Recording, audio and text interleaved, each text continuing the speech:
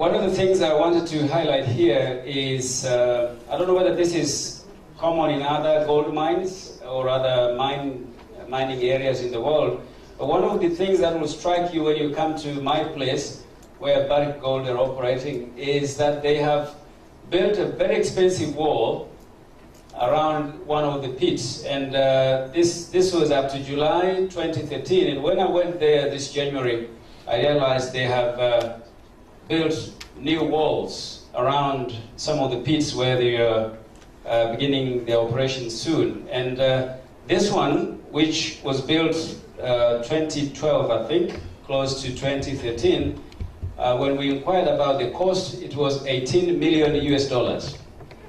And those walls are still going up, and that is why are they doing that? They're doing that because the youth are invading the pits. And 2011, 7 of them were shot by the police. And this is another thing, I don't know other countries, I haven't heard this from other countries. This wall around the gold mine, it doesn't stop young people going into the pit. And the police, the Tanzania police actually are not employed, but are protecting the mine 24 hours with live bullets to shoot any young people who are quote-unquote intruding the mine. But of course the wall raises some questions. To me, and I've told the general manager of the gold mine, I've met him several times, I take a number of my visitors there, I've said this is perhaps a symbol of a failed public relations between the gold mine and the community. When I talk to young people, as a local bishop representing the Christian Council of Tanzania locally, and also working for the Anglican Church of Tanzania, which is a member of the Christian Council of Tanzania, which I'm representing here, one of the representatives, when I ask them, why do they have to dare to face a bullet? And they say to me, Bishop, if you don't have any solutions for how we can fight poverty here, with unemployment very high, not only in the area, but also in much of Tanzania, if not the whole of Africa and other parts of the world, then they would say to me that dying from a bullet shot is a quicker and better death than dying from poverty. And that's very moving when I hear that from these young people.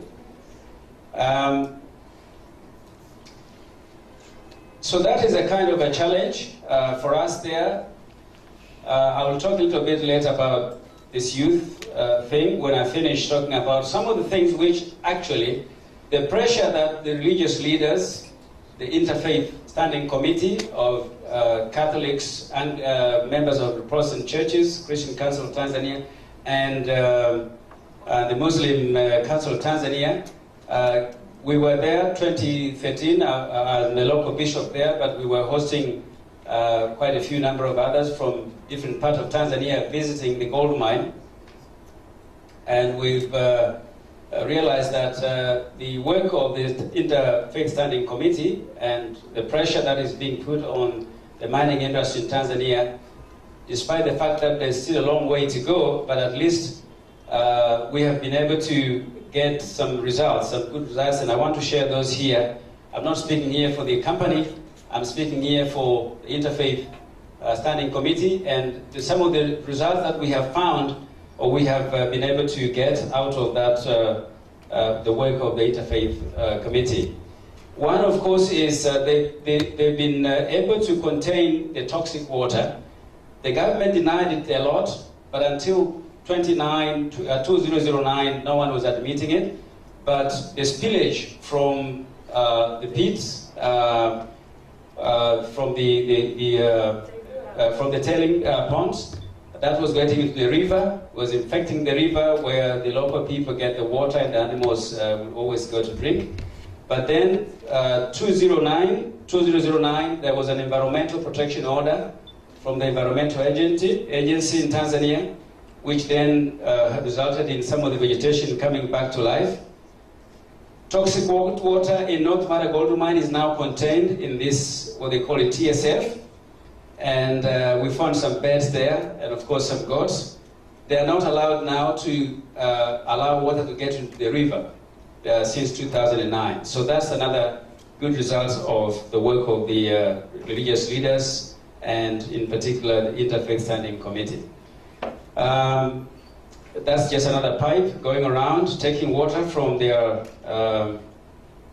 from the plant to the tailing pond. And we found some goats. They argued with us and said, if the goats and the birds can move around, then it means the danger is probably reduced, if not contained. The other thing, of course, that Barrick Gold have done, Barrick Gold is the third company. The first one was Australian, the second one was Canadian, the third one now, Barrick Gold, is Canadian. And they are now building schools in the area using local contractors. This is one of the primary schools that they've built. In the final stages, using a local contractor as part of the pressure from the religious leaders. This is another primary school in the final stages, which also Barrick is building as part of their corporate social responsibility obligations. This is a secondary school they've built. This one is operating, the students are there, and they have equipped the science lab at that particular school. So we've seen this with our eyes, and part of the fruit that is coming out of the work of the religious organizations in Tanzania, or we call them FBOs in Tanzania. Now, the other thing, of course, is the health center in the area. They have renovated the health center and equipped it. They put in some beds, of course. They're cleaning it, paying for the cleaners every day, so the government is having a bit of a holiday. The local people are using it. Now, of course, that's just part of the story, because you need doctors and medicines and everything. So it's not actually functioning fully as it should be, but I'm sure that they are doing something about, this whole issue of getting to minister to the local people there. The other thing they showed us, which is done by them, is the water, one of the over 30 boreholes. They used to have this tanker carrying water around, and the local people were not taking any, were not drinking it, because they couldn't trust that that water is really clean. It's from the plant, which they use, scientists call this reverse osmosis and all this kind of, but the local people couldn't trust that until they built. Now, we don't know how safe the water from 100 or 200 meter is safe, but at least it's there and the local people can access it. So that's the kind of the things that really result of the work of the Interfaith Committee. And I have been in conversation with Barrick Gold for some time. We're now in a conversation because the area where they're mining, my church, my diocese has 5 churches, and also we have a community project giving cows to people, beekeeping, agricultural projects there, and I'm asking Barrick now to work with me to try to expand some of the projects, especially focusing on the youth who are the most vulnerable in the area. Now, let me finish off by saying these are some of the gains that we have made at the North Mara Gold Mine, just going back. But obviously, if you look at the cost of those community projects and compare with the cost of this This is just around one pit, 18 million US dollars, and then other pits are going to be the same, maybe 18 million US dollars. Really, the community projects are nothing to compare with what Barrick are putting money in. Now, finally, it's my 5 minutes done now. One of the things that I think I've not heard here, which I would like to see raised here at the end of this conference, is about whether, although it's very good that we are talking among ourselves, and although we know our governments, African governments, with all these resources are not doing their proper political as well as social work in terms of managing the resources, but I've always wondered, I tried to travel overseas like most of you here very often, I often wondered, who is it that is going to the countries where these companies are originating from and put pressure on their governments and put pressure on their electorate to make sure that when they come to invest in Africa, they follow ethical practices and they respect human rights and they also fulfill their obligations. Who is going to do that? Because what I've seen in many places that I've been to, many conferences, and I hope this one will be a better one, is we're putting pressure on African governments, we are talking, and we are really having to explore all these facts, and we are throwing this back to the companies as well as to the government. But who is doing advocacy in North America, in Europe, in Australia, in New Zealand, and wherever? And why can't we escalate or scale up those, my brother there is saying he's doing that, and I don't know how many of you are there. So I think if there's anything that I would be like, or that I would like to see happening beyond this conference, because I'm leaving tomorrow, so this is my kind of episcopal advice to the conference. It's like a bit of the bishop in me here, rather than a conference participant, is that we need to find a mechanism to take this fight to the countries where the companies originate from. Because they also, the electorate there and the people there, they give us the money, we can hold these conferences, we can talk, we can have all the facts. But surely, the way these companies are behaving in their home countries is not the way they behave in our continent or here in Africa. And we need to find a mechanism for that. Whether these are churches, whether these are corporate bodies, whether these are whoever those people are, but I think the fight needs to be taken to their countries. And I find myself very annoyed, not visibly annoyed, but psychologically annoyed when I'm asked by people when I'm in North America, what is the church doing to make sure that your government is not allowing these companies to avoid paying taxes? And I say, but do they avoid paying tax here in North America? The answer is no. If they did, they would go to jail. So why do they have to avoid tax in my country? Secondly, who is admitting in the whole of the planet, when I go to North America or Europe or New Zealand or Australia, who is admitting that a lot of resources from Africa actually are spent through taxation, building roads, improving healthcare, building schools and everything? Who is admitting that? No one is admitting that. So it seems as if Africa is only receiving and receiving and receiving and receiving. Africa never gives back. But through mining companies, extractive industry, we know, is a fact, my brothers and sisters, Africa is Africa, maybe Asia, I'm sure as well, Latin America, we are the people who are sustaining life in the Northern Hemisphere. And people are not going to admit that. But if these companies are behaving well back home, they should also behave well here in Africa. And I think that's one of the things I would like to see taken, not just back to our governments here in Africa or Asia, Latin America, but taken to the governments of the North. How many of us are even thinking to do advocacy to the Western countries where these companies are originating? I think that's a challenge that remains with us. I know that in the past we had a network where we used to, like, religious leaders in Tanzania, we are going to Guatemala, I think we have gone to Canada, we have gone to some of these countries. But I think we need to exert more pressure. We need to do more than what we've done so far. But it also comes back to us because, you know, sometimes it's our own laws in our countries. That's why they're not maybe paying taxes. Sometimes it's our own governments. So I think there's a lot that can be said around that issue. We need just to put all these things in one basket and think about it. I thought that I should take this moment to report on two main items that we agreed from our 2013 regional Indaba. We agreed that we'll follow up on two areas, which were to do with taxation issues and continuous follow-up on our advocacy efforts in areas such as compensations, settlements, environment, and others. Religious leaders continued to do advocacy for taxation issues by pressing the Tanzanian government to work on their recommendations through the $1 billion report. I think we had few copies out there. Tanzania came up with a report or a study which was actually analyzing the taxation issues in Tanzania and how much money is being paid by the companies through taxes. Also, as a result of our report, the Tanzanian government has commissioned their own study now through the central bank to investigate how much revenues are lost through illicit capital flows.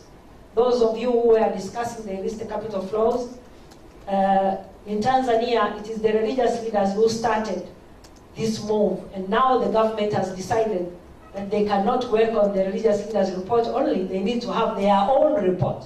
So they have now commissioned a report, of which for me, it's a great progress marker that the religious leaders have achieved. The second thing, the standing committee was able also to do a brief on illicit capital flight from the main report. I think it was here. Out there you have seen a copy, and I would advise you to take it and read. That's an extract from our main report.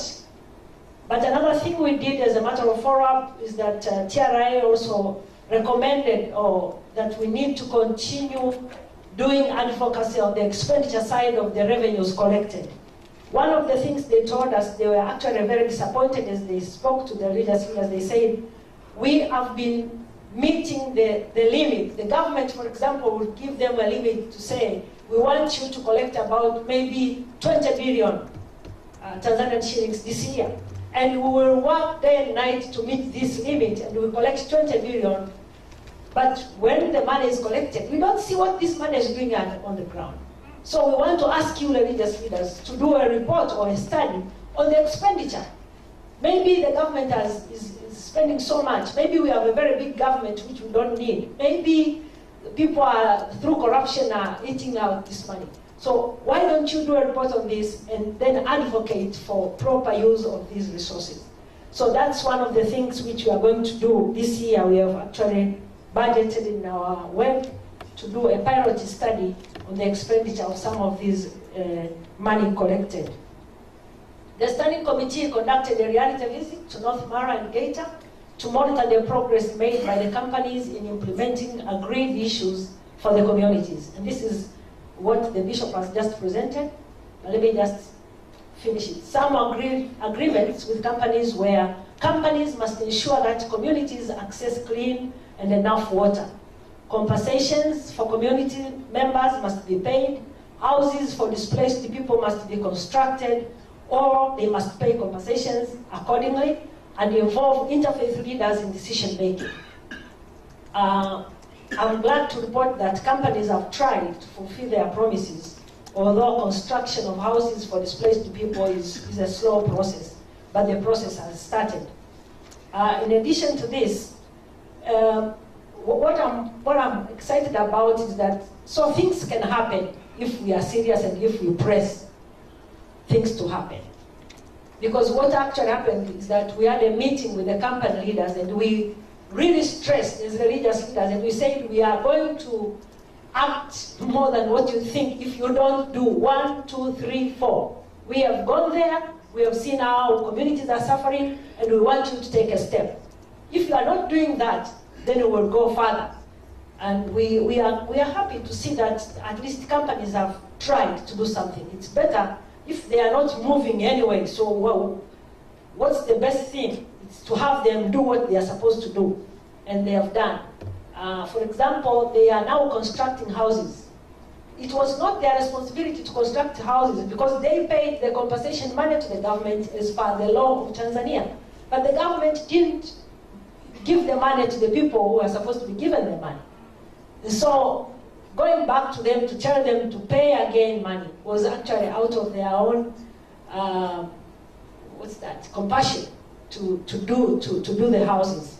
But anyway, they have decided to do it, and so they are doing it. The government should be responsive in dealing with conflicts in the mining sector, like what the bishop has just said here, these young people who are being shot every day, and then we think that the government should be responsible because they are not being responsible enough. Then the small-scale miners or community voices, they came up with the recommendations that the rights of workers in the big mining companies are not respected. The government should find a way of protecting its citizens' rights. Also, that small-scale miners' rights should be protected and recognized in the new constitution as the other sectors like fisheries, farmers, and livestock keepers. Because we are now working on a new constitution in Tanzania. And the small-scale miners are saying, we would like our rights to be represented in a new constitution like any other sector. We had academicians who gave their recommendations, and they said that they actually, this recommendation is for themselves, but also to the government, that they need to conduct research which are relevant and which bring solutions to Tanzanian problems, rather than only consulting research that is being done outside the country. Also, that writings and publications of topical issues concerning mining should be done in Swahili language to enable many Tanzanians to follow up, including the law and the policies. So these were the recommendations, and in conclusion, the deliberations and the recommendations were handed to the Minister of Minerals and Energy for further action through economic. The Minister promised to involve more religious leaders and civil society, particularly in matters concerning natural gas discoveries and how Tanzanians can benefit. I've seen a lot of schools where those type of initiatives done through a consensus building between the communities and the companies, or that the companies just woke up and said, oh, because you are crying, we are going to build you some secondary schools and primary schools. That is a tool that we think that we be responsible to monetize, that we think will do something that we think is good for us. That one is, well, I do not want to even name other governments that are doing that all over the world, but they are the governments that are doing that. Although what they are doing, sometimes other people are saying they are wrong to other countries. But actually, as we have seen that what is done in Africa over ourselves here as we are stating here, it is not good. Let us have a tool that we be responsible over it, that a team of people that will go around the world to those countries whereby these companies are coming from, that will be doing that advocacy, and then we monitor them, and then we organize the reporting system to ourselves. You know, and also question ourselves whether we really are serious about our work. And if we think that people in our organizations are not serious about their work, we must fire them. You know, it's a serious issue that deals with people who are poor. You know, we cannot be here talking and talking and talking and talking every year. You know, if there are people who are not serious in our organizations and they are not serious about their work, they must be fired. And get people who can be able to do their work and they are serious about their work. Otherwise, we are just a job creation mechanism. You know, we are check collectors. We can't allow that type of a culture. And actually, I'm congratulating Tanzania for showing that, you know, beyond the mining Indaba, they are doing something about what we discussed here. And I didn't see that reflected in the previous reports. I question myself, I'm South African, I don't know, what is it that actually South Africa did with what was agreed upon the previous year? I mentioned this in the commission, which I was sitting at yesterday, that we went to the ICC last year, we submitted a memorandum of demands. What happened with that document, which we submitted to the wrong person I mentioned last year? This person is wrong. We don't know what happened with the document. Really, are we really serious? Are we taking ourselves serious? Now, as I said earlier, the African Barrick Gold, which is a subsidiary company or a sister company to Barrick Gold, which is Canadian, is a third company to operate that mine in North Mara or in Tarime. Previously, there were two companies. So the mechanism was the company that started there, Africa Mashariki Gold, which was Australian, entered into contracts with the village authorities. And those contracts were not honored. The second company came in and didn't honor those contracts.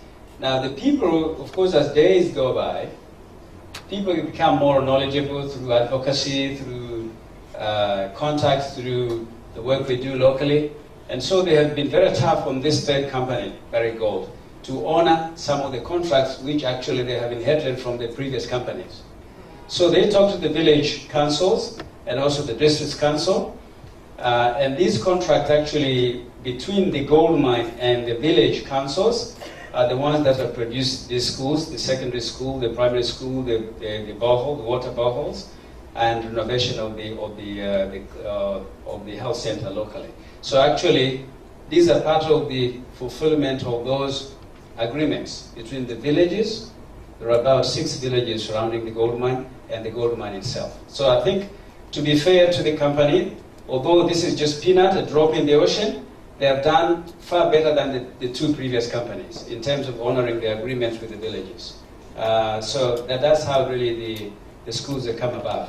And also, not to give them too much credit, I think 2 of the schools are replacements. They're going to be doing the mining in some of the areas where there are existing primary schools, and the villages have said, you're not going to start your operations here until you build the new ones. So they're really very fast on making sure that these 2 schools start operating before they start mining in the area. Since last time a memorandum was handed over, I think it was handed to a number of bodies. When was day one? Yesterday, Malcolm, when he started, he said alternative mining in Indaba. No, not alternative. Mining in Indaba, the other one, the ICC one.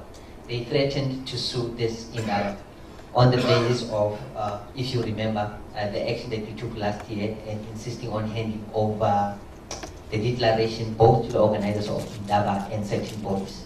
And the number of results that has happened. One is that the other Indaba, now they're interested in talking to this Indaba. They have even started to send their delegation from that side to come and speak to us. So there's some kind of an engagement or a door that historically has been closed that is trying to open. That's one. Secondly, the gentleman who was here who spoke after the video from Myanmar, I think, from ICCM. It is after the declaration was handed over to them and we insisted on starting to engage with them. If you remember, in the last 3 Indabas that we had, none of them has been to this conference. So there's been some kind of a movement that is happening behind closed doors. So, and your question was quite specific. You said, since the last South African Indaba, what has happened? Allow me to remind you to say, this is not the South African Indaba. This is some kind of the regional or international Indaba. And now that's what you said. You said you heard what Tanzania has done after the Indaba election that happened. You want to know, as a South African, since the last Indaba, what has happened? And so that's why I'm saying, I'm reminding you, this is not a South Africa, it's a regional one. So the advocacy work that we are doing, much as some of organizations are based in South Africa, we are doing it on behalf of all organizations that could not follow up some of the things, including when the court cases comes. Those who are members of the steering committee are the ones who intervene on that. So it's not necessarily a South African issue.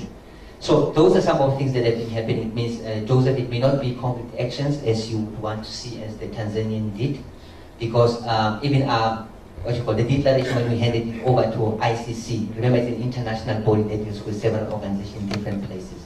So we are trying to engage with them and to ensure that they actually open space for further engagement. That's one. But maybe just before we lose these things, there are a number of things before I open up questions to other people. That lessons that I've grown up, I think from what I've heard from the bishop, one of the lessons that I've learned is the power of interfaith. You know, to say that when in a country such as Burma, is it Myanmar? Burma, yeah. The struggle there, from what we had, is totally different. They're under a military rule. I don't know if they are, what sort of country, are they a religious country like Zambia, which is a Christian country, or they have interfaith bodies. But some of the elements that we are starting to learn from Tanzania, since for the first time I learned about your initiative, is that having religious leaders to be involved in a struggle and to push on certain limits. We are not saying they will get clinical results, but actually there's a movement that we're starting to see. And I think it might be something that we need to start be looking at, because sometimes, if you look from South African point of view, if I may say, a lot of organizations that we tend to invite is those that are related to the Christian sectors, South African Council Church, or South African Council of Churches and so on. But if we can learn to open to other faiths, Baha'i, the Muslim community and so on, to try to see if that can give some kind of a value to the struggle, not only in South Africa but elsewhere. So it's one lesson that I'm actually taking away from what you're saying. And I do know that other people, they might criticize and say, but these are like peanuts, it's just a school. The reality is we saw in Myanmar and other areas that even a school cannot be built. Even a church cannot be built. So those small gains, they actually give confidence both to the communities that are involved in the struggle to actually start taking things better. We're also trying to find a mechanism to allow people from outside the country to come. So, if Tanzanians are injured by the actions of or negligence of a Canadian operator, that they will be able to sue the company in Canada. And that's the idea. No, I know that African Barrack is being sued in London. We're following that with great interest. And there are cases underway in Canada coming from Guatemala that are also moving very slowly through the courts. But that's one of the mechanisms that we're hoping, and if those cases can be successful, then maybe it will start having a deterrent effect, and they will stop shooting people, or at least think twice about it. I want Bishop, through his jurisdiction on Tanzania diocese, to check, because I think there is one agreement abroad and this other one should be in Tanzania in terms of mining, to check with them that how is that second agreement drafted without the consent of the bishop in Tanzania for community beneficiation. The shootings and the rape, which is some of the staff of Barrack are accused of, the security, their own security accused of. Now, let's be very honest here. As a member of a Tanzanian community, I can say for sure, that this is where we need help from the North, with our brothers and sisters who are also sometimes funding us or being here shoulder to shoulder in this very difficult journey. That's why we need help from you. The culture of impunity on this continent and maybe some other continents is beyond imagination. And how we turn this around, I'm not sure. That a police officer who is guarding a gold mine, and the stories I have locally from some of the members of my churches, that these guys are hungry, but behind these young people who will converge or gather in their thousands wanting to go into the pit, there are middlemen and women, a few women, but middlemen behind them who want gold to sell to the black market.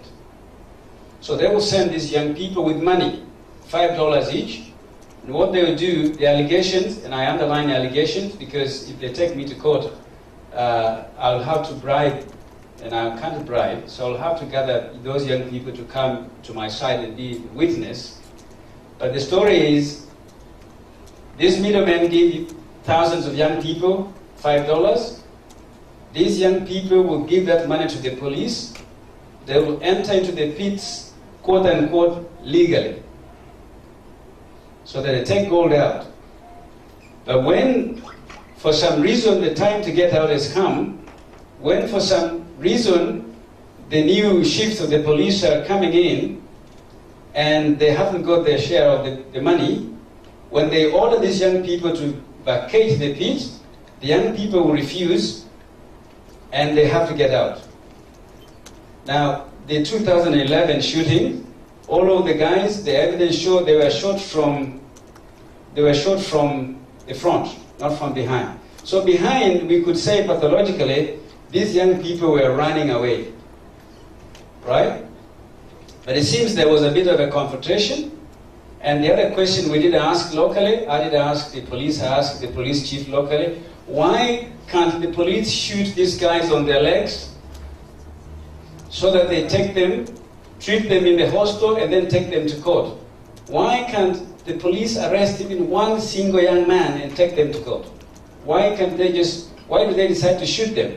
It's because my friend, my brother from Canada, you're from Canada and I'll meet you there. I don't want your email address or even phone number, but I'll find you there. Miraculously. It's because of this huge culture of impunity that you can shoot, you can kill, and no one is going to be answerable. So the follow-ups, yes, politically the politicians will say, yes, we will follow up, we will take these people to court, we make sure that whoever is responsible is answerable. But it doesn't happen. The culture of impunity on this continent is beyond imagination. And therefore, that thing disappeared. I think the lawyers in London, working with the people there, who have taken African Barrick Gold to court because they are listed in London Stock Exchange. But in Tanzania, you know, this is and I sometimes say, I think Africa has become like a national park without protection.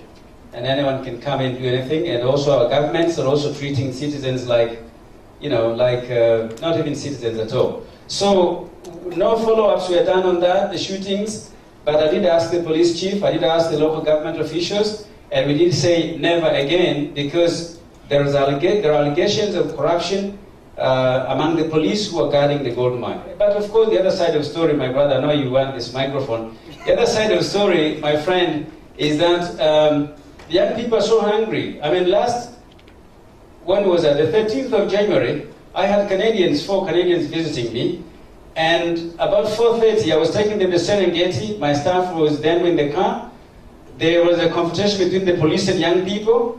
And you know what happened?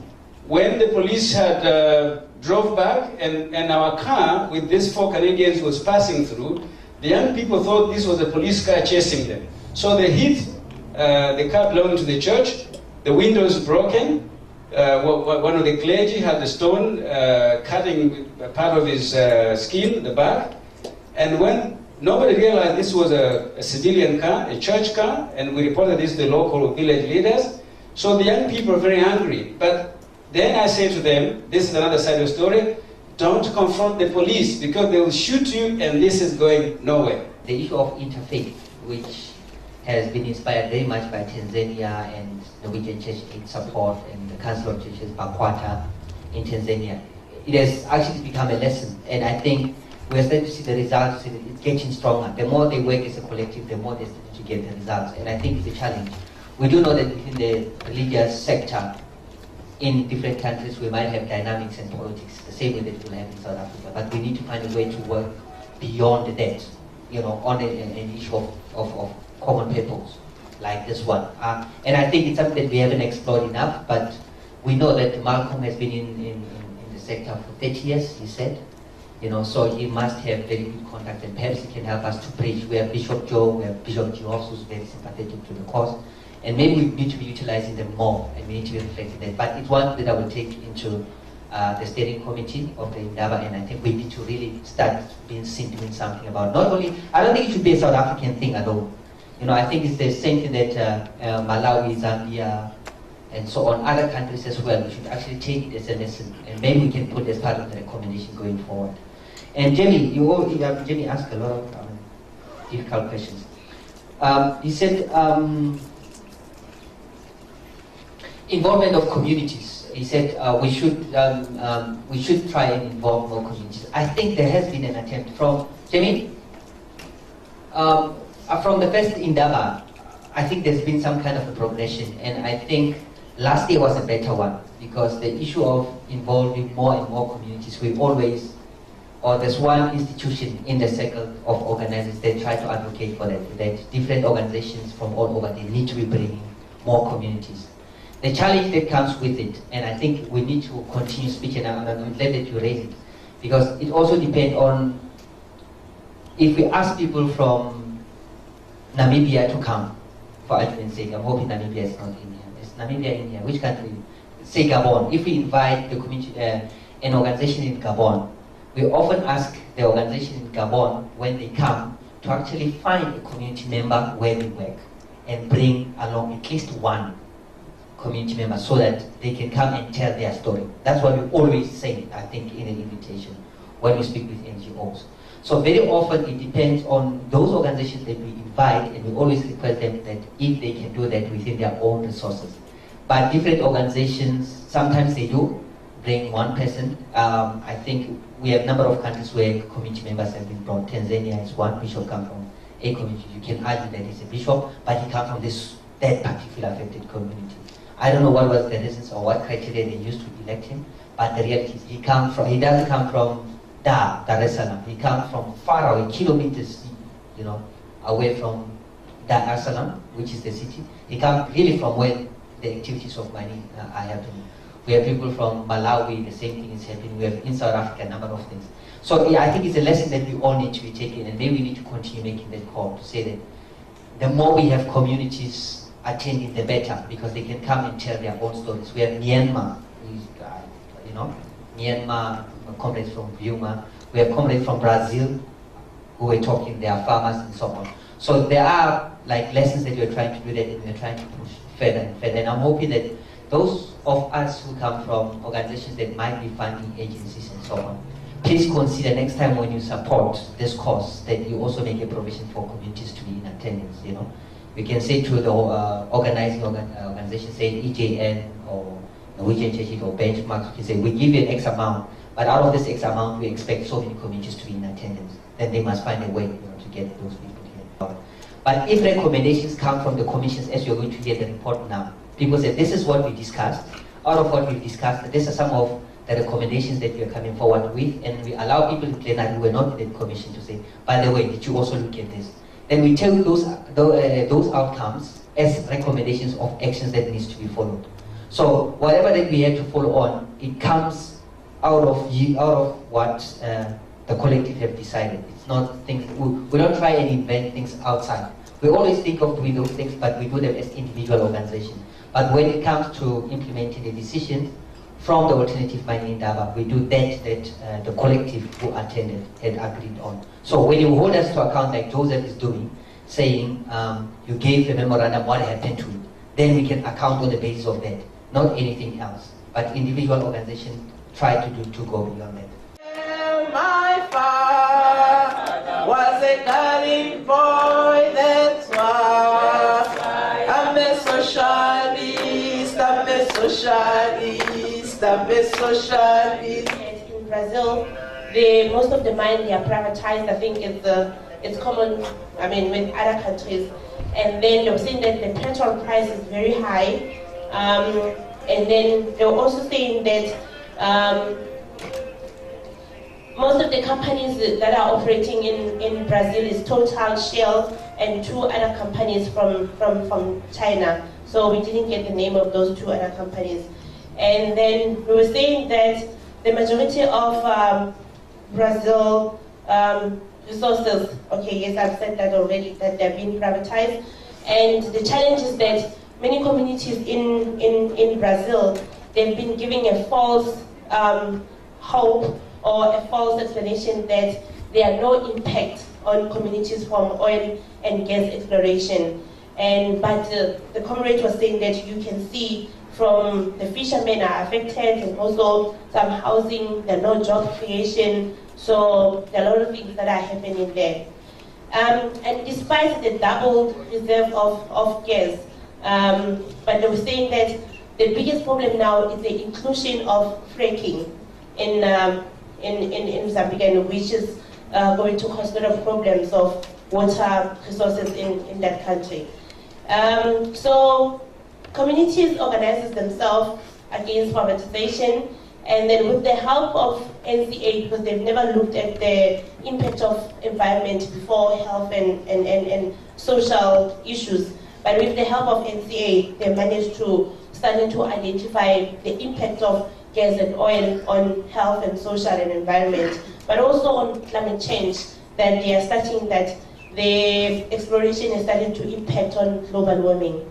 So, and the issue of fracking, it was also a big problem because they were saying that no one was consulted.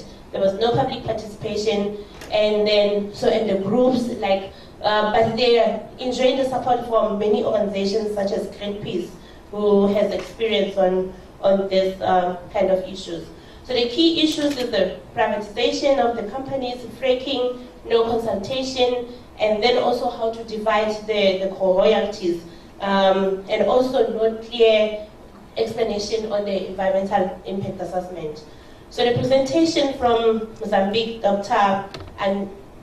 Adrian from the CIP, he was talking about the boom that began in 2005 because of the exporting of natural gas from Mozambique to South Africa by the Sasol chemical industry. I know the gas comes to my area because I'm staying in Sasolburg. So, and then he was saying that they've seen the increase on economic side, but also there are also less jobs in that. And then they were saying that this pipeline or this exporting of natural gas was the first, I think is the sixth largest exporter in Africa. They also challenge in South Africa is the issue of the contracts, that no contracts are made publicly available, there is no transparency. And so I think there's a recommendation, but they're also saying that there is a need to understand the reserves, exporting time and volume and physical terms, because those things you only find them in the contract, but without having the access to the contract, you cannot be able to monitor the implementation or get that information. So, so the issues are like I think no transparency, negotiation, finances, there's a corruption, and also there's a problem of ruling party being business-led, not thinking about the interest of the communities, but also only thinking of the interest of the companies. There is no independent verification of what companies are saying. So we, for both yesterday and today, we have some kind of recommendations that we came up with.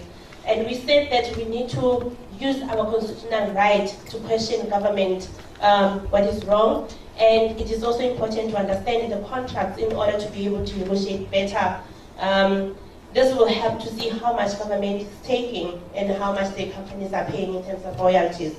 So we need to consult one another. So we don't need to wait for this kind of mining in Indaba, and we also ask ourselves that since last year, what have we done? But we need to open the communication, share experiences. Like, for example, South Africa, it's new for us. We know that there's fracking in the Karoo, and some people were asking, what is the meaning of fracking? But now, since we know that Brazilians are also experiencing the same thing, we can share the experience. David helped me to write the explanation of what fracking is, so we can project it and people... It's not the same as tweaking. No, it's not, no. It's not the same, right, David? Yes. Tweaking. So, the civil society needs to be able to understand and monitor the implementation of the contract, building the formal contracts and building alliance with those who are dissatisfied with the leadership. In South Africa, we know we can build the relationship with EFF. So that we get the support with those who are not satisfied with the leadership to fight the mining. And government and companies including their leadership should be held accountable for any negligence. We know that the CEO, company CEO, they should be fined for any damages that are happening in the companies. We should be able to name and shame the people who are doing the wrong things. People were making example to say, maybe in the next year mining Indaba, we have a president of South Africa who has given a permission for Shell to frack. We should have the picture all over and hold it. The picture of that person who's giving who's taking those kind of decisions on behalf of the communities. Just we name and shame, whether it's a company or it's a person, but we should not be afraid to come and name and shame those people who are doing that. We need to build the capacity of our own organization to be able to say no. That will have a negative impact. We have to raise the consciousness of communities. We need people to stand everywhere. We have to close the gap between this bad leadership that we're having. So we have demands. We said in our demands that we hope they will go into the declarations, that access to information must be timely and transparent so that people can be informed, can take informed decisions and monitor the implementation. We need sustainable energy, and for example, we're talking about energy sovereignty. We don't have to depend on ESCOM only to build a big power station. We have people in the communities who can be able to do their solar system, the biogas. We need to promote those kind of things that will also help to protect the environment and also reduce the negative impact on the environment. We need to put environmental and social health costs when we talk about oil and gas. Normally, they don't look at this external cost. They only talk about the profit that they're making and avoiding that. And we said to avoid onshore exploration which damage agricultural land. We need to put in place the mechanism to compensate in the case of damage of the land.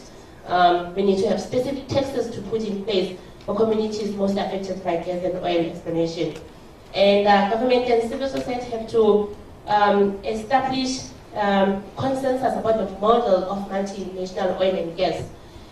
Institutions have to enhance their capacity to monitor legislations about environment. And we said no fracking. So tomorrow we'll be having a placard, a big one, that will be saying no fracking for oil and gas production. And we have said the community's right to say no, it must be respected. I think we also said denounce the violation of human rights against organization, because we've seen that some organizations that are advocating for human rights issues, they've been facing violation, they've been facing exploitation. Government also sidelined them from participating because they see us as the people who are standing in the way of development.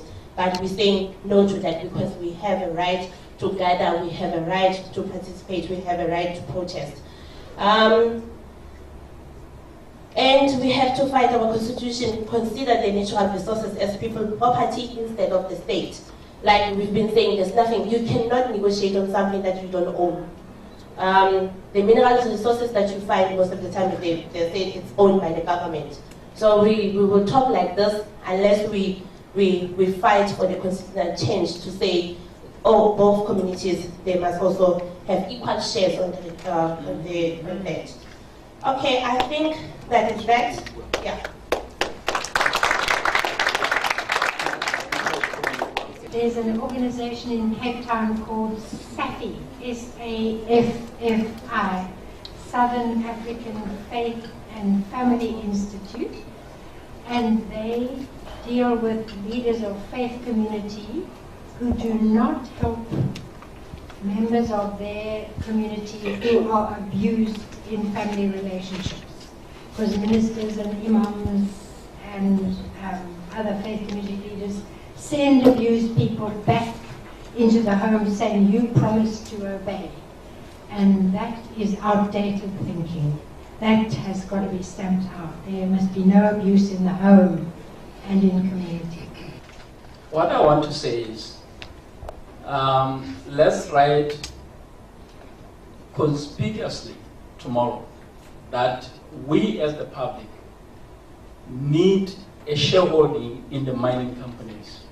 Because with that shareholding, we can be able to improve ourselves within our communities and will not bother the mines to say we need corporate social responsibility and so on. So that needs to be done clearly. I think some of the evidence that we found around the debates in terms of owning shares, whether it's communities or our own governments, is that below a certain threshold, having shares in a company, mining company, does very little, or it does almost nothing to compensate for the other social costs. So in short, we need to make sure that the shares that are owned are enough. Like, you need to own enough shares above a certain threshold. We don't know what that threshold is in terms of percentage, so that you have some control and influence. It's not only about getting benefits through dividends, it's also about controlling the decisions of the company, investment decision, environmental and social decisions that affect those things in the company. So below a certain threshold, you actually be just complicit with the mine if you are on shares, because you want control the decision. I am under the impression that South Africa pre-94, I'm told there is a clause which says politicians are also community members. So there is I don't know whether it's written or not written agreement to say mine should give a certain percentage to politicians. And if you, I think we all ask ourselves questions, how come two politicians become millionaire overnight? There is that agreement to say once you hold political power, you need to have a certain percentage from the right. So I'm trying to say we need to qualify what we mean by communities. If the politicians, yes, they are members of communities like myself, but why I don't get rich like them? Because we are both members of the communities and we are the same. So I think it's just that we have BEE schemes, so that are only favoring, someone was talking, Matthews was talking about the sons, the nephews of our president and the sons of our president who are enjoying the benefit of owning some of the mines, and they operate those mines illegally sometimes.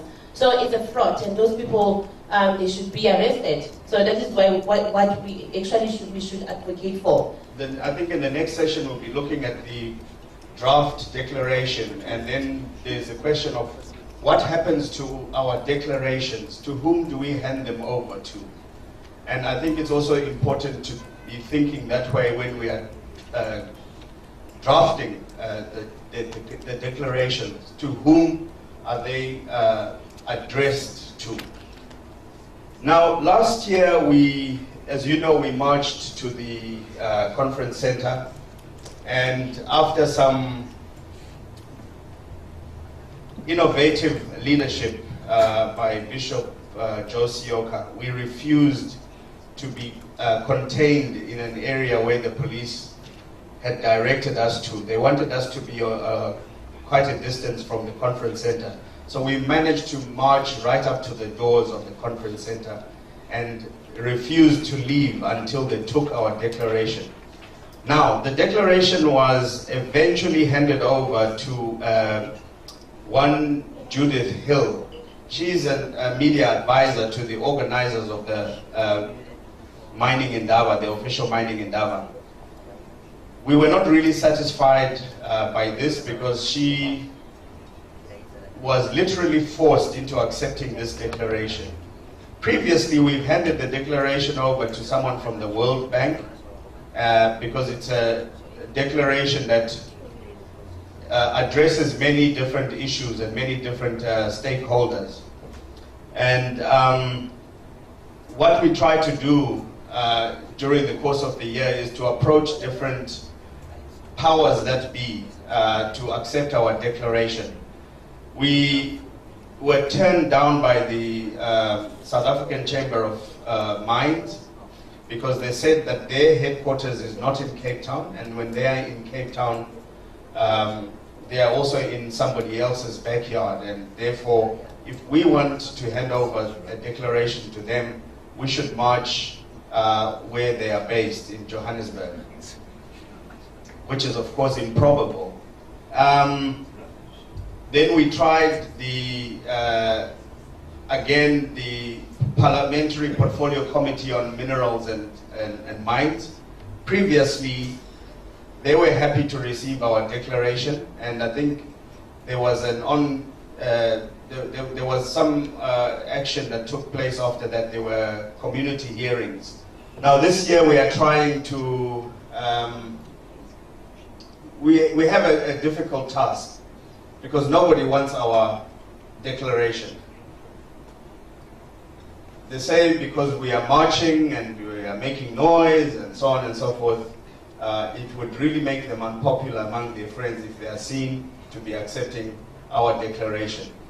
So we are reaching out to different people. The gentleman that was here from ICCM, well, he also refused to receive our declaration last year.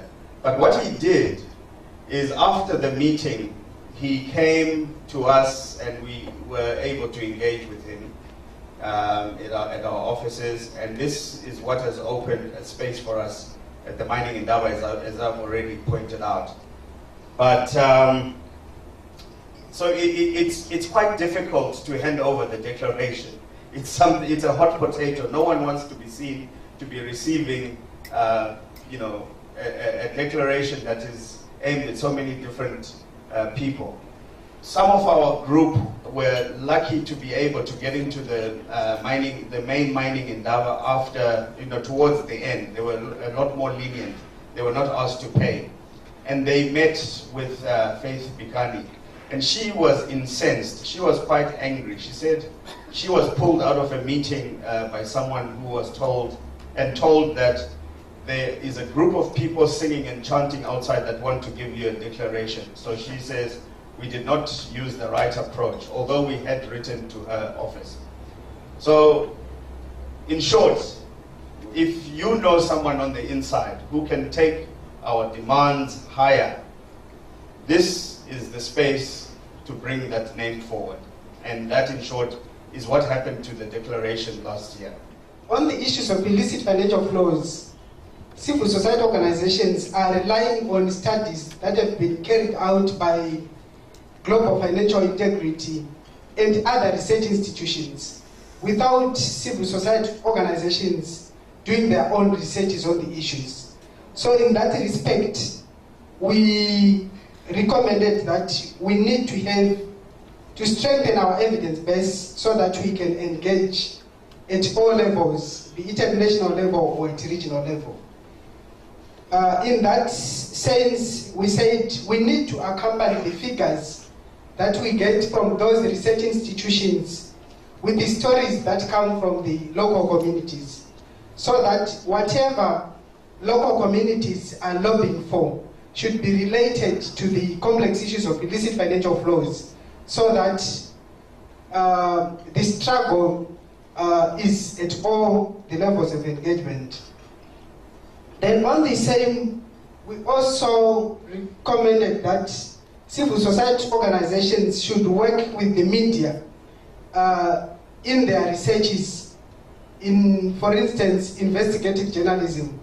I know there are certain journalists who are eager to engage on technical issues, but they lack the capacity and the space. So we need to move away from engaging the media at these forums to cover our stories, but to involve them in those issues. The second one was on building a coalition and creating linkages at all levels. In this case, we have decided that instead of meeting here at Alternative Mining Indaba, then we go to our countries and forget about the outcomes of this mining Indaba. We should be able to sustain our advocacy and our relationship as civil society and link up with other key stakeholders influencing decision-making, including parliamentarians, faith-based organizations, and so on. Then the third one was on the political engagements. We took note of the fact that the participants at this Alternative Mining Indaba engage at different levels. Some they do engage at district level, provincial level, at national level, and some they even engage at regional level. So we have resolved that we should maximize whatever opportunity we have at all those levels and try to link up all the processes from national level to international level.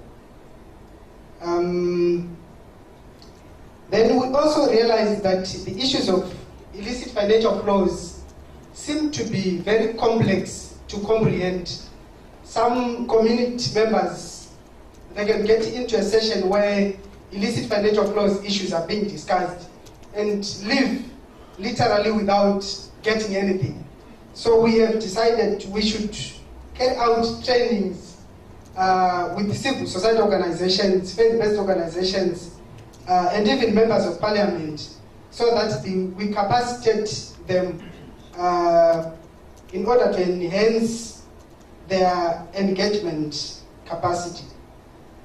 Then we also proposed that we should raise awareness among communities so that we create public demand for government to prioritize the issues of illicit financial flows. We have noted that the bulk of the discussion was looking at the debilitating effects of mining to the communities in the forms of pollution, air pollution, water pollution, and all these other forms of pollution, without mentioning the effects of illicit financial flows.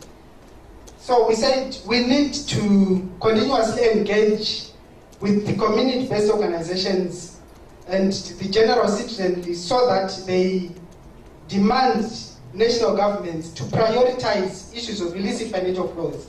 Because we noted that the bulk of illicit financial flows comes from multinational corporations. There are a lot of tax leakages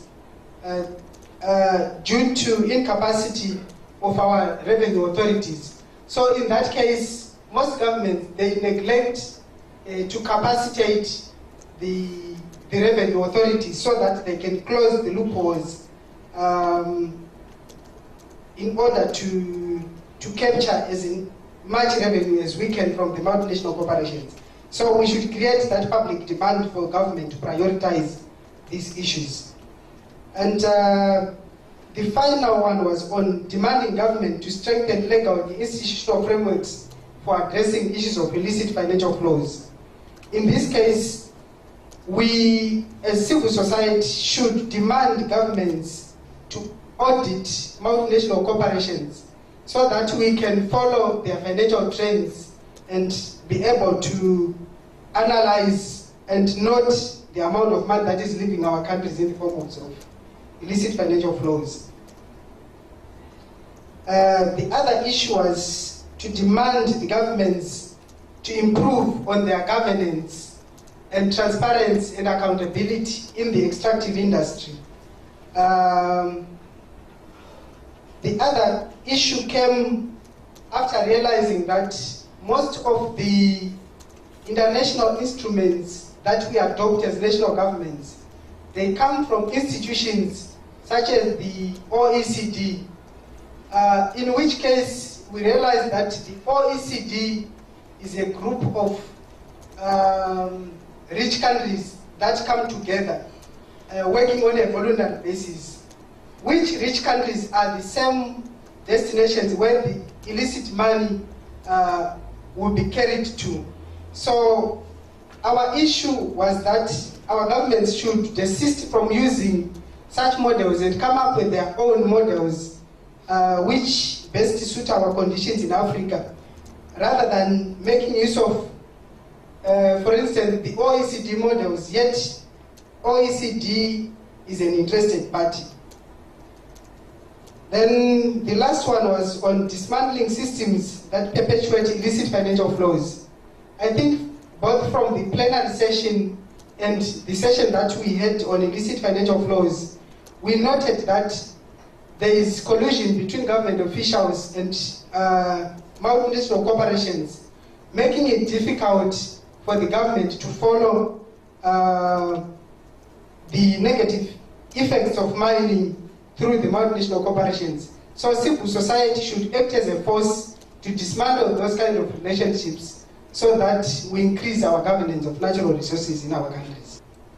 Actually, it's to reach. Let us try by all means to get nearer to all the documents that these people are using in the parliaments there, and also our governments. What is problematic with ourselves, we Africans, is we are lazy to get in touch with the documents that will lead us to the knowledge of these other things, you know. We want to run things randomly without knowing where to start and where to end, you know.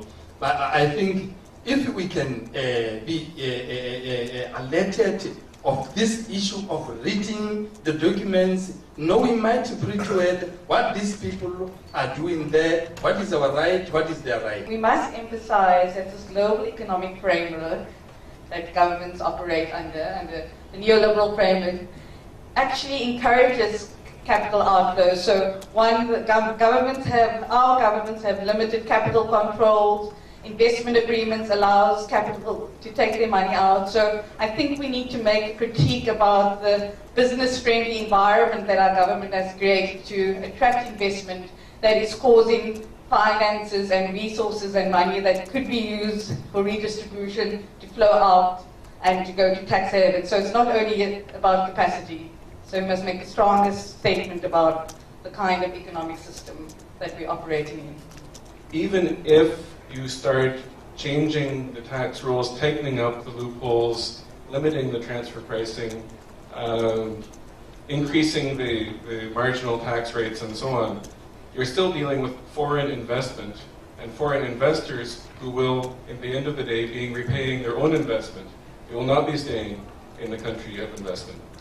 So, you know, until that capitalist direction of exploitation is stopped or reversed, then the same pattern will be happening. The resources, the wealth will still be flowing from here to my country, because that's where the investors are, and they will not be investing if they don't get their money back.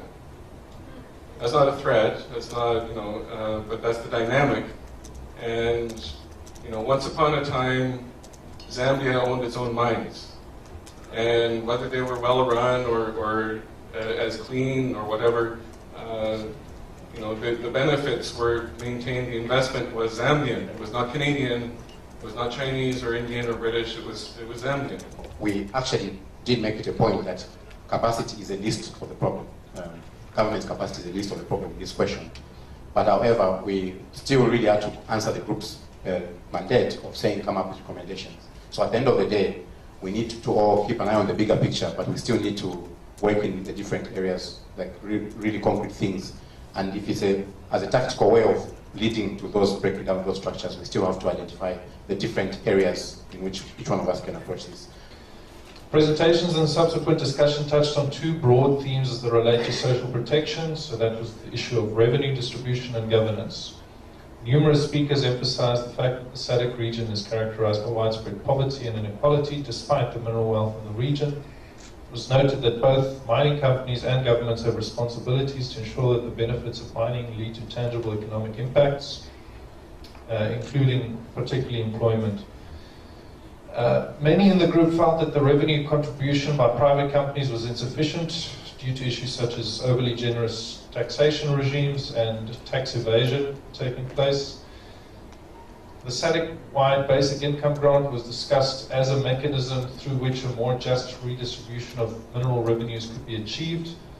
It was noted that basic income grants were being piloted in various SADC countries, including Namibia, Zambia, and Malawi.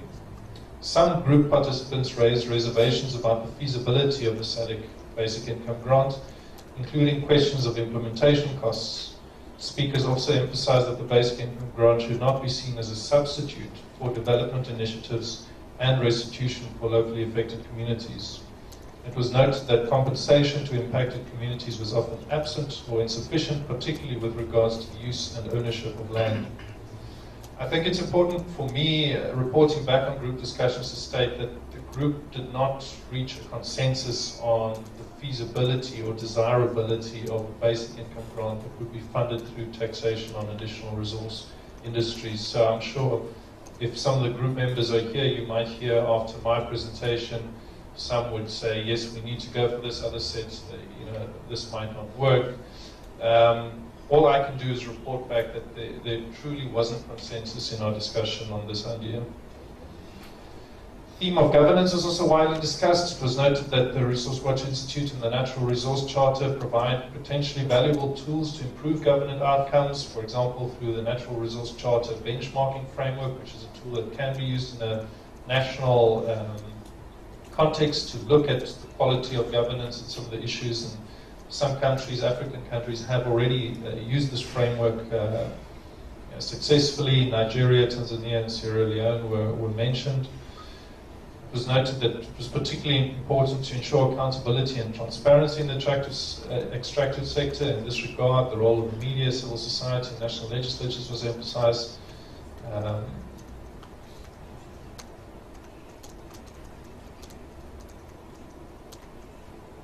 Okay, it was noted that there may be a need to explore also the issue of litigation, both at a national level and a regional level.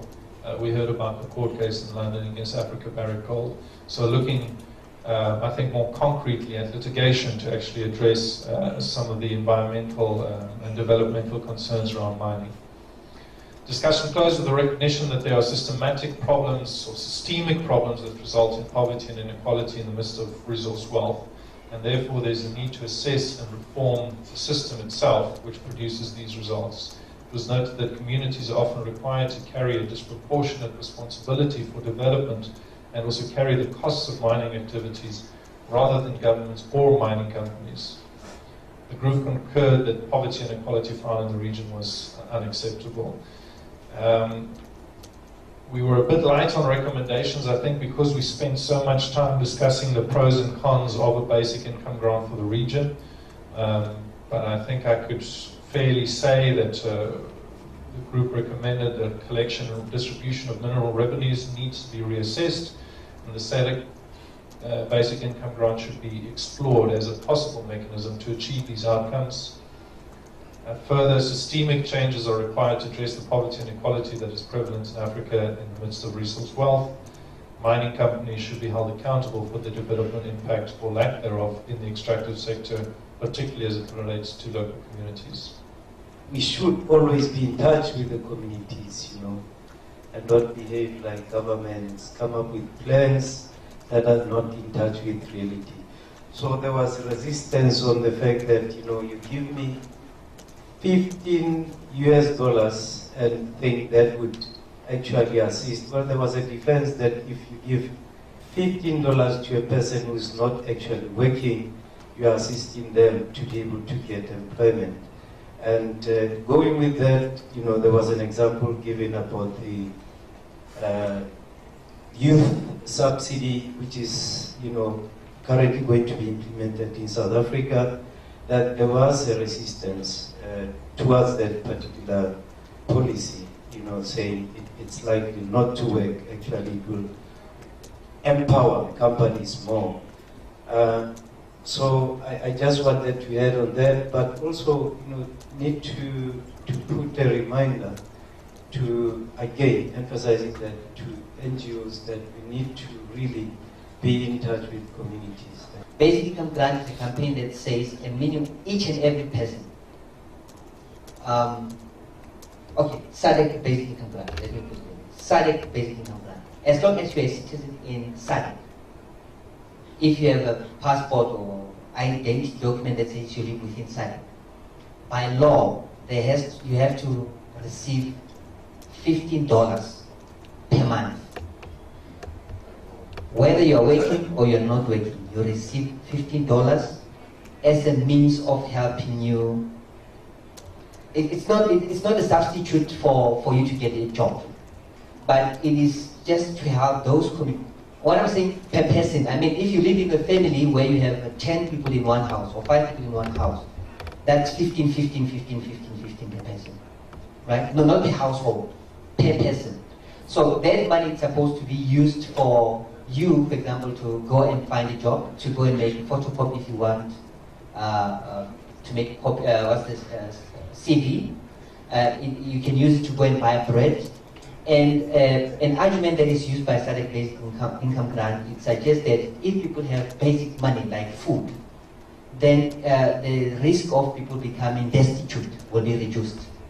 If you are 5 in one house and then you each receive $15, you might have an X amount of money which will allow you to have basic food in the house like tea, bread, maize meal, shima, you know, in the house. It will not make you rich, but it will just allow the family to move out of poverty then line, and then just you'll be better off. So that's the argument about the campaign I sent you from. But it says something like that. So that's what it's saying. And according to the report, it says other people they were arguing in the group, saying about how it's going to be financed. And I stand to be corrected from the financial illicit flow. I'm assuming, because this is a mining Indaba, is that one of the things that we're talking about is saying the mines are not paying enough tax, but they are also avoiding to pay tax, and they find different ways.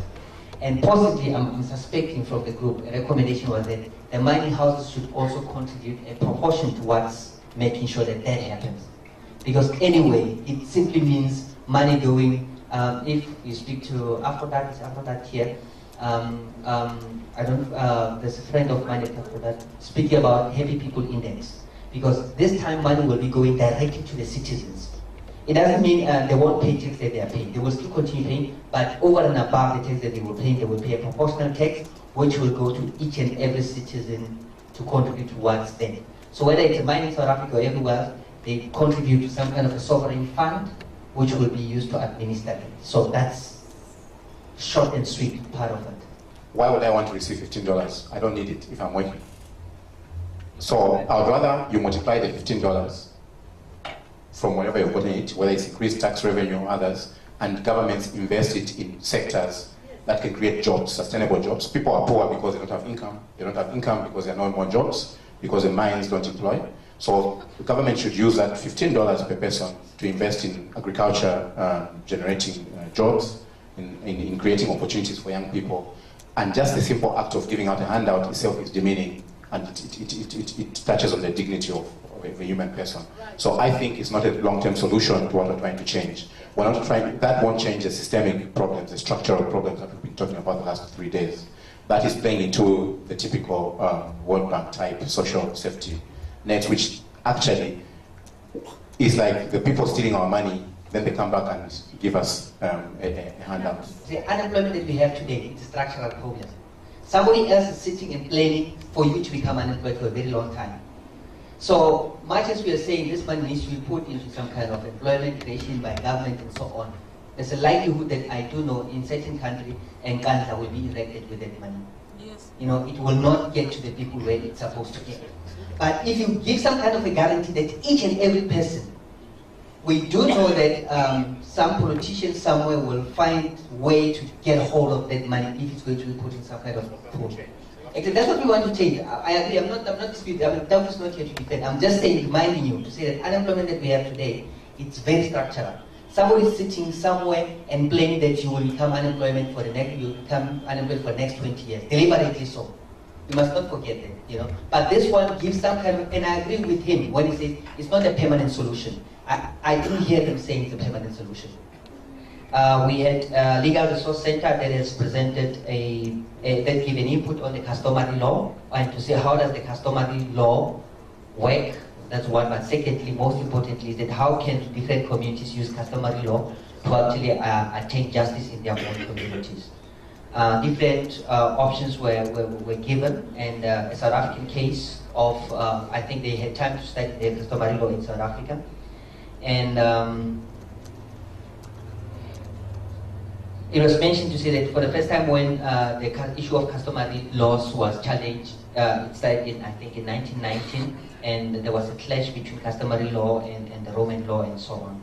But since then, different countries, including amongst others Zambia, Botswana, and South Africa, they are finding a way to bring back customary law into the laws of the country.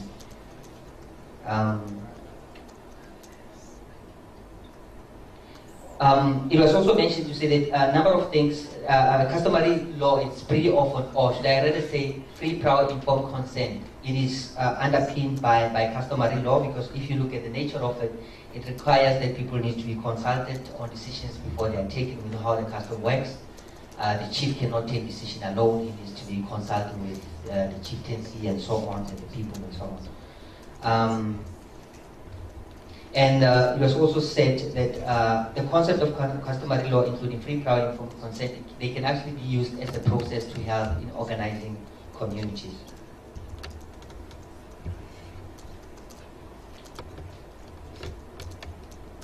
Michael Kuhn made an input on free, prior, informed consent. And he started his presentation by first acknowledging to say that the concept of free, prior, informed, you can't talk about it before you recognize that there's a power imbalance between communities and the mining houses and the government, to say that the communities are less empowered compared to the government or the business that has pre-informed information about the impact that they are bound to cause into the community. Human Rights Watch, Jessica from Human Rights Watch, shared a case study from Uganda about the impact of artisanal mining. But I think the long and short story of her input was that was to try and explain the collusion that happens between the politicians and the mining houses in Uganda. And what she said to us in the meeting was that in Uganda, a very interesting thing that we can find interesting is in Uganda, you are not required for exploration, you are not required to consult.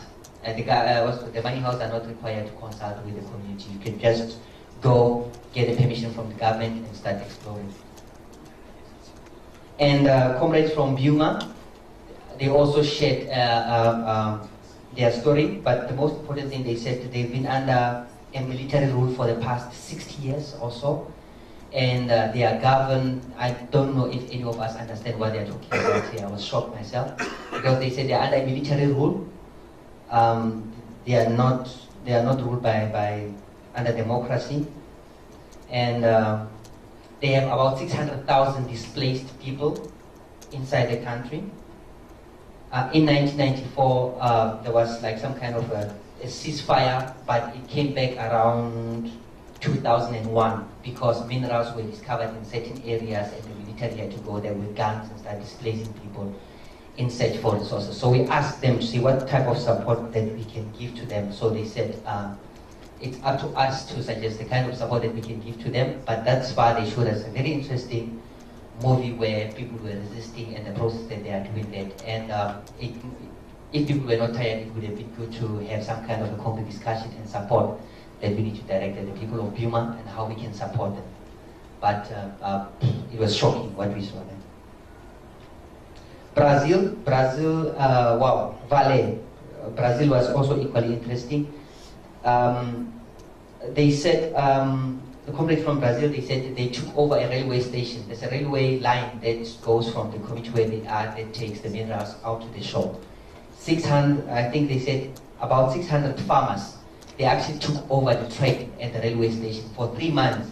And they said since 2011 to date, 13 of such activities have happened, where they actually barricaded, they've stopped the railway line, they've actually held the mine up to 3 months, standstill, standstill.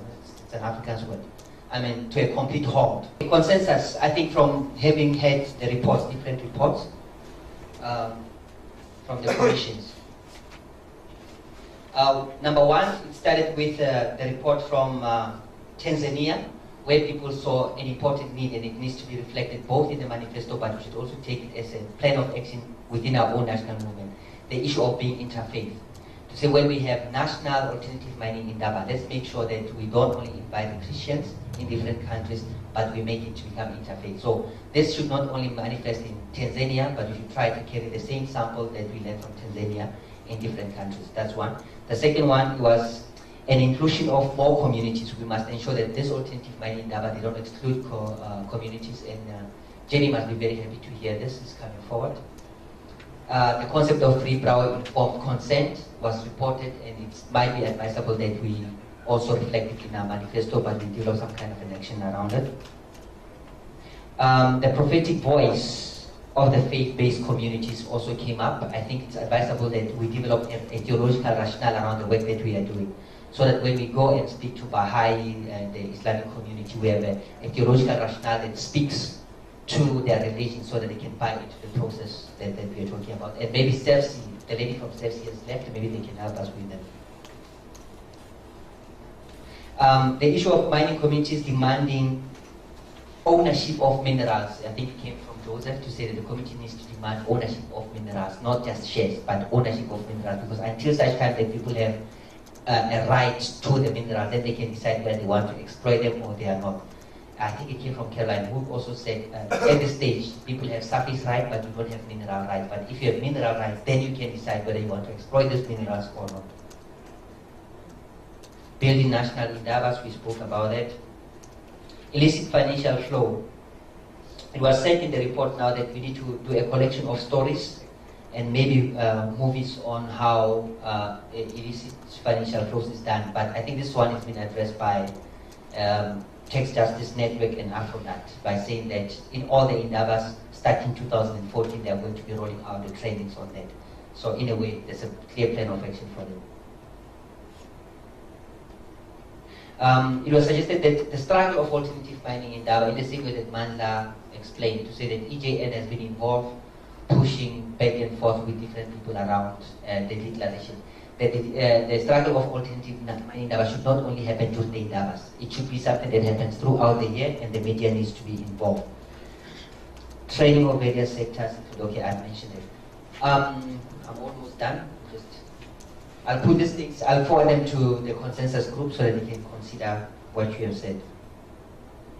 There was a suggestion from one breakaway group that says the resistance of value, name and shaming.